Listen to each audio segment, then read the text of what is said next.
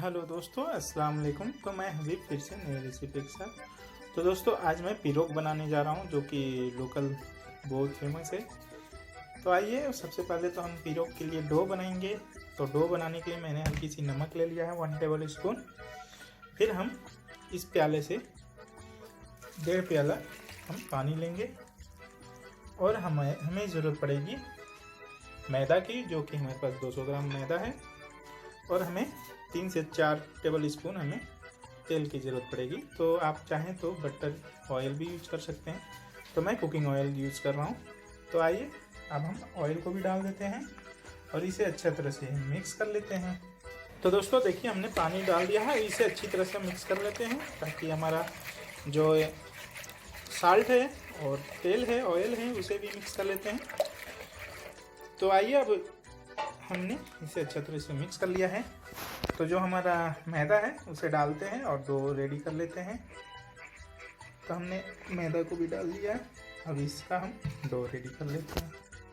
तो दोस्तों ये देखिए, हमारा जो डो था पिरोग के लिए तो वो रेडी है। तो आइए, सबसे पहले तो अब इस डो को हम रख देते हैं 10 से 20 मिनट रेस्ट करने के लिए। फिर हम जो पिरोग में हम फिलिंग करेंगे उसके लिए हम नेक्स्ट स्टेप करते हैं। तो दोस्तों अब हमारा जो पिरोग के लिए ज़रूरत का सामान है, तो हमने ये 7 से 8 छोटी छोटी आलू ले लिए। अगर आपके पास बड़ी है तो बड़ी आप 2-3 ले सकते हैं, या अपने ज़रूरत के अनुसार। मेरा एक पिरोग बनेगा तो हमने 8 से 10 हमने आलू ले लिए हैं। 4 मीडियम साइज के छोटे प्याज ले लिए। मैंने 100 ग्राम सॉसेज ले लिया है, कलबासा। और हमारे पास ये चीज़ है 100 ग्राम के आसपास, 2 अंडे और माइनीस और धनिया पत्ती। तो आइए, सबसे पहले तो हम आलू और प्याज को पतले पतले छोटे छोटे काट लेते हैं। तो दोस्तों देखिए, हमने आलू को इस तरह से पतले पतले काट रखा है छोटे छोटे में, और प्याज को भी। और मैंने कुछ आलू और प्याज को मिक्स कर लिया है, इसे भी हम मिक्स कर लेंगे। तो मिक्स कर लेते हैं। तो दोस्तों हमारा जो ये सॉसेज है, कलबासा को भी हम इस तरह से ही काटेंगे छोटे छोटे साइज में। और चीज़ को हम कद्दूकस कर लेंगे। आइए सॉसेज को भी काट लेते हैं और इसमें मिक्स कर लेते हैं। तो दोस्तों ये देखिए, हमने कलबासा को भी इस तरह से सॉसेज को काट लिया, और चीज़ को हाफ चीज़ मैंने बाहर ही रखा हूँ, इसमें रख दिया हूँ, और हाफ चीज़ मैंने अलग रखा है। तो आइए हाफ चीज़ को हम मिक्स कर लेंगे। तो इसमें हल्की सी स्वाद अनुसार नमक डाल लेंगे। दोस्तों ये स्वाद अनुसार नमक डाल दिए, और हाफ टी स्पून हम काली मिर्च का पाउडर। और दोस्तों मैंने 2 अंडे को, जो आपको मैं बताया था 2 अंडे, अब मैं 2 अंडे को मिक्स कर लिया है और इसके ऊपर हम मिक्स कर लेंगे। तो 2 अंडे में से मैंने एक अंडे का योक अलग रखा है, ताकि जब हम पिरोग बनाएं तो ऊपर से लगाने में काम आएगा, और एक ही अंडे का योक को हम यूज़ किया है। तो दोस्तों आइए इसे हम मिक्स कर लेते हैं अच्छी तरह से।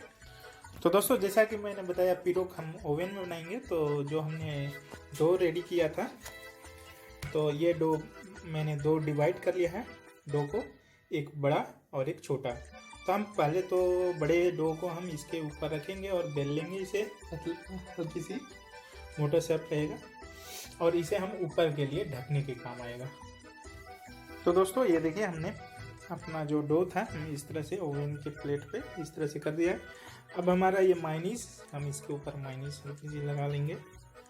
चाहिए पर इसका जो आखिरी का जो छोर है, बॉर्डर है, उस बॉर्डर पे हम नहीं लगाएंगे, सिर्फ सेंटर में और आसपास में लगाएंगे। तो हम 2 चम्मच यूज़ किए माइनीस को।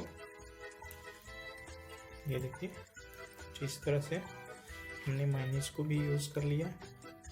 तो ये दोस्तों, ये रशियन कंट्री में, यूएसएसआर में बहुत फेमस है ये एक तरह से आप बोल सकते हैं कि ये बंद ढका हुआ पिज़्ज़ा की तरह है। सेम प्रोसेस है, बस लोग आलू डाल लेते हैं, सॉसेज डाल देते हैं। आप चाहें तो चिकन भी डाल सकते हैं, मीट भी डाल सकते हैं, मटन भी डाल सकते हैं। तो आप जो पसंद करते हैं आप डाल सकते हैं। तो ये हमारा रेडी है। अब हम इसके ऊपर जो हमारा ये फिलिंग हमने बनाया रखा था उसे हम इसके ऊपर डाल लेते हैं। तो दोस्तों ये देखिए हमने इस तरह से जो फिलिंग का हमारा इस तरह से हमने फिल कर लिया है, उसे भर दिया है, रख लिया है। हमारा जो ये चीज़ है इसे हम इसके ऊपर भी रख लेते हैं, इसके ऊपर रख लेते हैं। इस तरह से हम चीज़ को अब हम डाल लेंगे। तो और हमारा नेक्स्ट स्टेप ये रहेगा दोस्तों कि जो हमारा सेकेंड डो था जो छोटा वाला, उसे भी हम इसी साइज में हम बेल लेंगे अलग से।